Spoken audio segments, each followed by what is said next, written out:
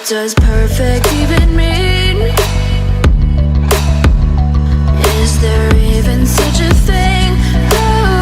Ooh, can we switch up all the rules and imagine a utopia?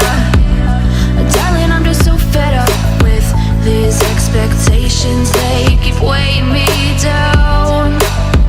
My heart is begging me to get the hell out of my head. I'm gonna live inside the upside down for a minute and pretend, honey, I'm a perfect 10. Whoa, whoa, honey, I'm a perfect 10. Whoa, whoa, and if I say it enough, it gets ingrained in my head, and I start to see, honey, I'm a perfect 10.